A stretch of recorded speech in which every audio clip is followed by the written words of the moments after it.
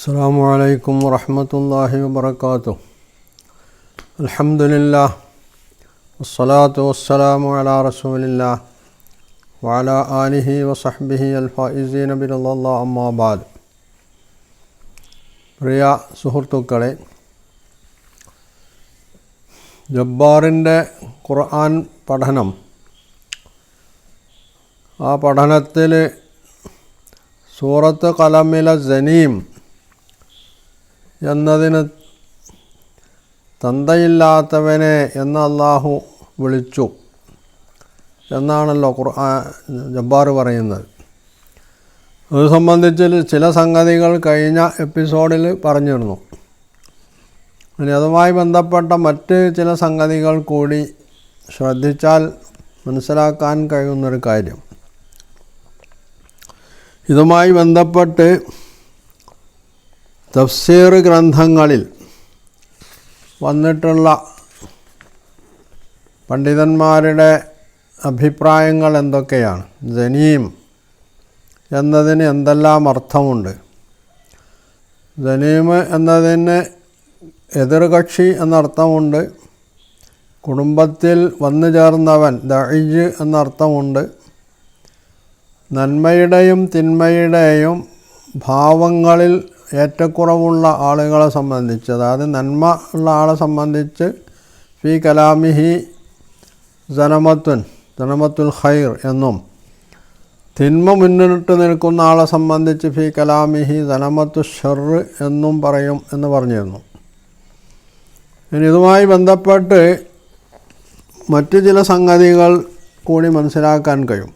ഈ സനീം എന്ന് ആരെ സംബന്ധിച്ച്, അല്ലെങ്കിൽ ഈ സൂറത്തിലെ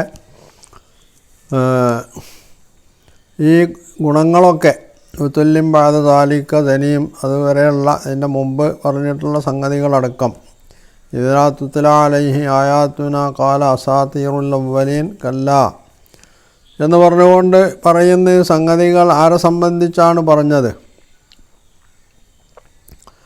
അത് അഖ്നസ് ബിൻ ശുറൈഖ് എന്ന് പറയുന്ന ബനൂ സുഹറ ഗോത്രത്തിൽപ്പെട്ട ആളെ സംബന്ധിച്ചാണ് എന്നാണ് ഒരു അഭിപ്രായം. ഈ അഖ്നസ് അറബികളുടെ ഇടയിൽ നേരത്തെ ഉണ്ടായിരുന്ന ഒരു രീതിയാണ്. ഒരു ഗോത്രത്തിൽ പെടാത്ത മറ്റേതോ ഒരു ഗോത്രത്തിൽപ്പെട്ട ആൾ, അയാളുടെ ചില നേട്ടങ്ങളുമായി ബന്ധപ്പെട്ട് ചിലപ്പോൾ അയാൾ മറ്റേതെങ്കിലും ഒരു ഗോത്രത്തിൻ്റെ ഭാഗമായി തീരും. ഹലീഫ് എന്നാണ് അങ്ങനെ മറ്റൊരു ഗോത്രത്തിൽ ചെന്ന് ചേരുന്ന, വേറൊരു ഗോത്രത്തിൽ നിന്ന് വന്നു ചേരുന്ന ആൾക്ക് ഹലീഫ് എന്നാണ് പറയുക. ഇങ്ങനെയുള്ള ഖുലഫാ ധാരാളം അറബികളിലുണ്ടായിരുന്നു. അതിൽപ്പെട്ട ഒരാളാണ് അഖ്നസ് ബിൻ ശുറൈഖ് എന്നാണ്. അദ്ദേഹം നബി സല്ലല്ലാഹു അലൈഹി വസല്ലമയെ സംബന്ധിച്ച് ചില അസത്യങ്ങളും ആക്ഷേപങ്ങളും ഒക്കെ ഉന്നയിച്ചപ്പോൾ അയാളെ സംബന്ധിച്ചാണ് വിശുദ്ധ ഖുർആൻ ഇങ്ങനെ പറഞ്ഞിട്ടുള്ളത് എന്നതാണ് ഒരഭിപ്രായം. വേറെയും അഭിപ്രായമുണ്ട്. അസ്വദ് ബിൻ അബ്ദു യഗൂസ് എന്ന് പറയുന്ന ബനൂ സഹ്റയിലെ തന്നെ ഒരു ആളെ സംബന്ധിച്ചാണിത് പറഞ്ഞത് എന്ന് മറ്റൊരു അഭിപ്രായമുണ്ട്. അങ്ങനെ പല അഭിപ്രായങ്ങളുണ്ട്.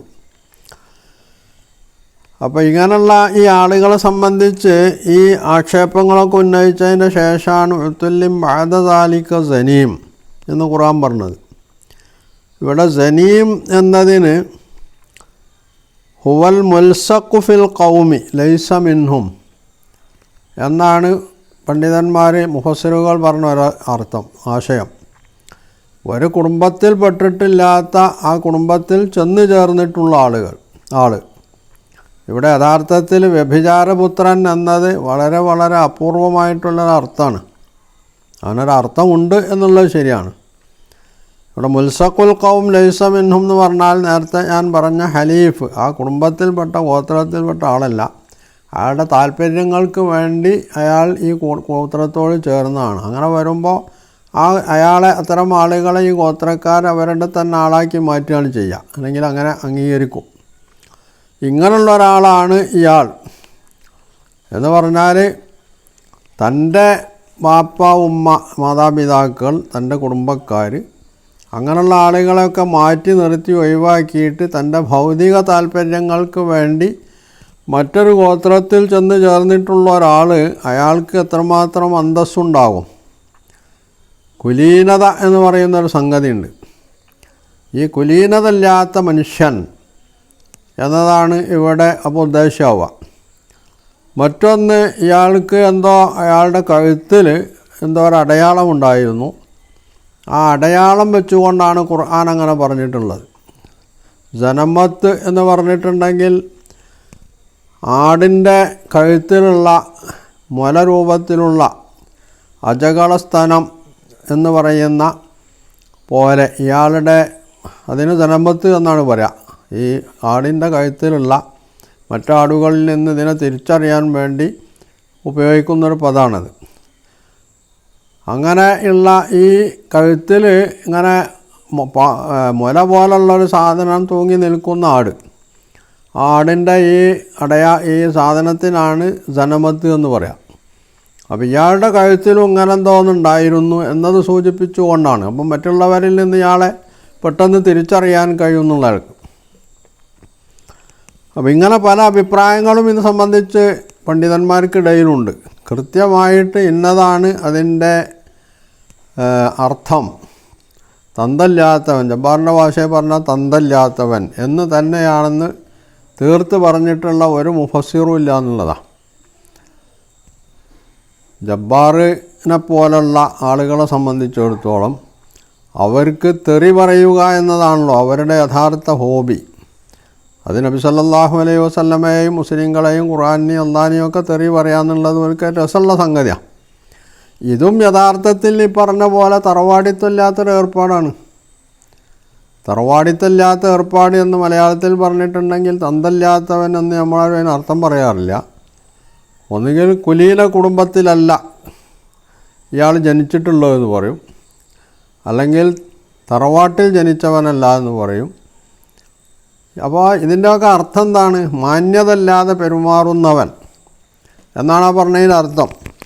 നമ്മുടെ കേരളത്തിലെ ഇപ്പോൾ വളർന്നു വരുന്ന, പുറത്തു വരുന്ന, ഇതുവരെ അവർ മറക്കുള്ളിലായിരുന്നു, ഇപ്പോൾ പുറത്തേക്ക് വന്നുകൊണ്ടിരിക്കുന്ന ഈ എക്സ് മുസ്ലിങ്ങൾ എന്ന പേരിൽ അറിയപ്പെടുന്ന ഈ നാസ്തികന്മാർ യഥാർത്ഥത്തിൽ അവർ നിർവഹിച്ചു കൊണ്ടിരിക്കുന്നത് എന്താണെന്ന് ചോദിച്ചാൽ നമ്മൾക്ക് പെട്ടെന്ന് ബോധ്യമാവും. തറവാടിത്തമില്ലാത്ത, കുലീനതയില്ലാത്ത രീതിയിലാണ് മാന്യന്മാർ സംസാരിക്കാൻ അറക്കുന്ന സംഗതികളാണ് അവർ പലപ്പോഴും വിളിച്ചു പറയാറുള്ളത് എന്നുള്ള. അതിൽ ജബ്ബാറുണ്ട്. ഇപ്പോൾ ഒരു അരീക്കോട്ടുകാരന് സുല്ലമി ഇറങ്ങിയിട്ടുണ്ട്. മൂപ്പര് വലിയ തത്വങ്ങളൊക്കെ പറഞ്ഞിട്ടുണ്ട്. തനി പൊട്ടത്തരം പറഞ്ഞിട്ട് അതിനാണ് ഈ തത്വങ്ങൾ എന്ന് പറയുന്നത്. മാതാവില്ലാതെ ടെസ്റ്റ് ട്യൂബ് ശിശു ഉണ്ടായതുകൊണ്ട് ഇനിയിപ്പോൾ മാതാവിൻ്റെ ഗർഭപാത്രത്തിലുള്ളത് അറിയുമെന്ന് പറഞ്ഞതിൽ അർത്ഥമില്ല. അതുപോലെ കൃത്രിമമായി മഴ വർഷിപ്പിക്കാൻ കഴിയും, അതുകൊണ്ട് അള്ളാൻ്റെ ആവശ്യമില്ല. ഇതൊക്കെ വല്ല തത്വമായിട്ടാണ് മൂപ്പര് പറയുന്നത്. അതുപോലെ തന്നെ വേറൊരു പെണ്ണ്, ഈ ശ്രീകൃഷ്ണൻ്റെ ചിത്രം വരച്ചുകൊണ്ട് നടക്കുന്ന ഒരു പെണ്ണ് ഇതിൻ്റെ അടുക്ക് വിളിച്ചു പറഞ്ഞു, ഇങ്ങനെയൊക്കെ പോയാൽ അള്ളല്ല എന്ന് പറയേണ്ടി വരും എന്ന് പറഞ്ഞാൽ, ഇവള് പറഞ്ഞാൽ അള്ളാഹ്ക്ക് എന്തോ ഒരു നഷ്ടം വരുന്നത് പോലെ, അല്ലെങ്കിൽ മുസ്ലിം സമൂഹം അതോടുകൂടി തകർന്നു പോകുന്നത് പോലൊക്കെയുള്ള വർത്താനാണ് ഇവരൊക്കെ പറയുന്നത്. പിന്നെ നമ്മളെ ആരിഫ് ഹുസൈൻ എന്ന് പറയുന്ന ഒരുത്തനുണ്ട്. ഓന് യാതൊരു മാന്യതയില്ല, മാന്യത ആ തൊട്ട് നീണ്ടിയിട്ട് പോലും ഇല്ലാത്ത തനി ദുഷ്ട മനസ്സിൻ്റെ അല്ലെങ്കിൽ നാക്കിൻ്റെ ആളാണ് ഓന്. ഇങ്ങനെയുള്ള ഈ ആളുകളെ സംബന്ധിച്ചൊക്കെ നമ്മൾ സാധാരണ മലയാളത്തിൽ പറയുന്ന പ്രയോഗമാണ് തറവാട്ടിൽ പറഞ്ഞിട്ടില്ലാത്തവൻ, അല്ലെങ്കിൽ കുലീനതയില്ലാത്തവൻ, മാന്യതയില്ലാത്തവൻ. ഇതൊക്കെയാണ് യഥാർത്ഥത്തിൽ ഇവിടെ ഈ ശത്രുവിനെ സംബന്ധിച്ച് ഖുർആൻ തുല്യം ബാദദാലിക സനീം എന്ന് പറഞ്ഞാൽ അതിന് ജബ്ബാറും ആളുകളും പറയുന്ന ഒരു അർത്ഥമാണ് തന്തല്ലാത്തവൻ എന്നുള്ളത്.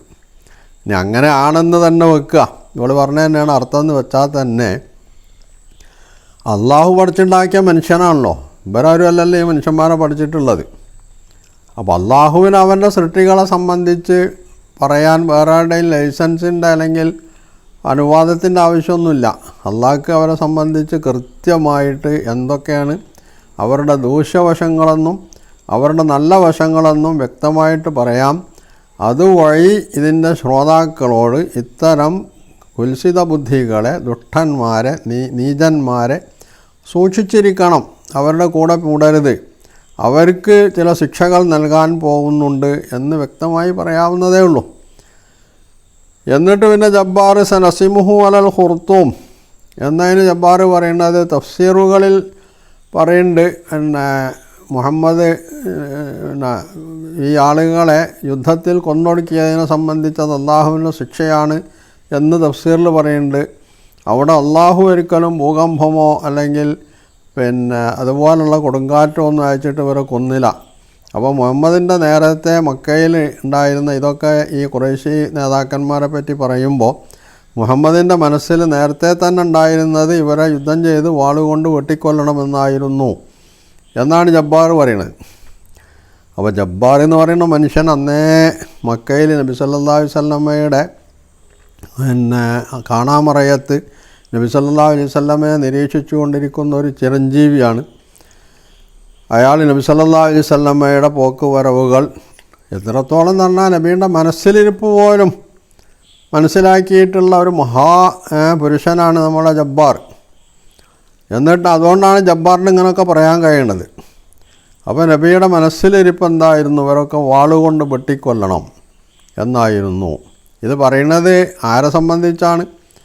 മക്കയിൽ തന്നെ നിൽക്കക്കല്ലില്ലാതെ, സുരക്ഷിതത്വമില്ലാതെ ഏത് സമയത്തും വധിക്കപ്പെടാം എന്ന് പേടിച്ചുകൊണ്ട് നിൽക്കേണ്ടുന്ന ഒരു സാഹചര്യത്തിൽ ഇവരെയൊക്കെ ഭാവിയിൽ ഞാൻ വെട്ടിക്കൊല്ലും എന്ന് നബി സല്ലല്ലാഹു അലൈഹി വസല്ലം അന്ന് തീരുമാനിച്ചിരുന്നു എന്ന് പറയണമെങ്കിൽ ഇവൻ്റെയൊക്കെ മനസ്സിൻ്റെ കറുപ്പ് എത്രത്തോളം ഉണ്ടെന്നുള്ളത് അതിൽ നിന്ന് മനസ്സിലാക്കാൻ കഴിയും.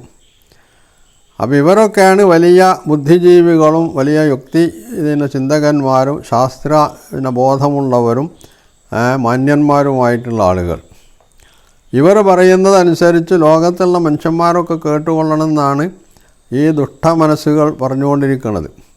1400 വർഷമായി ലോകത്ത് തലയെടുപ്പുള്ള ബുദ്ധിരാക്ഷസന്മാരായിട്ടുള്ള, ലോകത്തിന് വിജ്ഞാനത്തിൻ്റെ പ്രകാശം പകർന്നു നൽകിയിട്ടുള്ള ഒരു സമൂഹം, ആ സമൂഹം അംഗീകരിച്ചു വരുന്ന ഒരു ഗ്രന്ഥത്തെയും ആ സമൂഹം മാതൃകയായി സ്വീകരിക്കുന്ന ഒരു പ്രവാചകനെയും ഇട്ട് ഒലുമ്പുക, ഇതാണ് ഇവരൊക്കെ ചെയ്തുകൊണ്ടിരിക്കുന്നത്. അപ്പോൾ ഇവരെ സംബന്ധിച്ച് എന്താണ് പറയേണ്ടത്? ഈ പറഞ്ഞിട്ടുള്ള എല്ലാ ഗുണങ്ങളും സൂറത്ത് ഖലമിൽ എണ്ണി പറഞ്ഞ ഈ സർവ്വഗുണങ്ങളും ഉൾക്കൊള്ളുന്ന ആളുകളാണ് ഇവർ. അതുകൊണ്ട് തന്നെ ഈ പറഞ്ഞിട്ടുള്ള ശത്രുക്കളെ സംബന്ധിച്ച് ഖുർആൻ സനസിമുഹു അലൽ ഖുർത്തൂം, അവൻ്റെ മൂക്കിന് അല്ലെങ്കിൽ അവൻ്റെ തുമ്പിക്കൈക്ക് നമ്മൾ അടയാളം വെക്കുമെന്ന് പറഞ്ഞ ഈ അടയാളം ഇൻഷാ അല്ലാഹ് അത് ഈ ലോകത്തും പരലോകത്തുമൊക്കെ ഈ ജബ്ബാറിനെ പോലുള്ള ആളുകൾക്കും ഫിറ്റായിട്ടുള്ള സംഗതിയാണ്. അവർക്കത് കാത്തിരിക്കാമെന്ന് മാത്രമേ നമ്മൾക്ക് അവരോട് പറയാനുള്ളൂ. അവരുടെ ഈ തെറിപ്പാട്ടുകൾ കൊണ്ട് ഇസ്ലാം ഖുർആൻ തകർന്നു പോവുകയില്ല. അതുകൊണ്ട് മുഹമ്മദ് നബി സല്ലല്ലാഹു അലൈഹി വസല്ലമയുടെ അന്തസ്സ് ഇടിക്കാനും ഇവർക്ക് സാധ്യമല്ല. എത്രത്തോളം മുഹമ്മദ് നബി സല്ലല്ലാഹു അലൈഹി വസല്ലമയെ ഇവർ തെറി പറയുന്നുവോ അത്രയും നബി സല്ലല്ലാഹു അലൈഹി വസല്ലമ മനുഷ്യരുടെ മുമ്പിൽ അദ്ദേഹത്തിൻ്റെ സവിശേഷമായിട്ടുള്ള സ്വഭാവ ഗുണങ്ങളാൽ, മാതൃകകളാൽ ഉയർന്നു നിൽക്കുകയും അദ്ദേഹത്തെ വാഴ്ത്തിപ്പാടുന്ന ഒരു സമൂഹം എല്ലാ കാലത്തും തന്നെ ഉരുത്തിരിഞ്ഞു വരികയും ഇവരുടെ ഈ തെറിപ്പാട്ടുകളെയൊക്കെ മറികടന്നുകൊണ്ട് അവർ മുന്നേറുകയും ചെയ്യും. അവസാനം ഇവർ തന്നെയായിരിക്കും പരാജയപ്പെടുക. അന്ന് കൈകടിക്കുമ്പോൾ അവർ അട്ടഹസിക്കേണ്ടി വരും, ഇത് വേണ്ടില്ലായിരുന്നു എന്ന് പറഞ്ഞ് അട്ടഹസിക്കും. അങ്ങനെയുള്ള ഒരവസ്ഥ ഇത്തരം ആളുകൾക്കൊക്കെ വരാൻ പോകുന്നുണ്ട്. അത് ഈ ദുനിയാവിലല്ലെങ്കിൽ തീർച്ചയായും പരലോക ജീവിതത്തിലെങ്കിലും സംഭവിക്കും എന്നുള്ളത് വിശുദ്ധ ഖുർആൻ നൽകിയിട്ടുള്ള താക്കീതാണ്. അതാണ് സനസിമുഹു അലൽ ഖുർത്തൂം എന്ന് പറഞ്ഞതിൻ്റെ താല്പര്യമെന്ന് ഇവർ മനസ്സിലാക്കേണ്ടതുണ്ട്. ഇവരെ കേൾക്കുന്ന ആളുകളും അത് മനസ്സിലാക്കേണ്ടതുണ്ട് എന്നതാണ് വിശുദ്ധ ഖുർആൻ നൽകുന്ന പാഠം.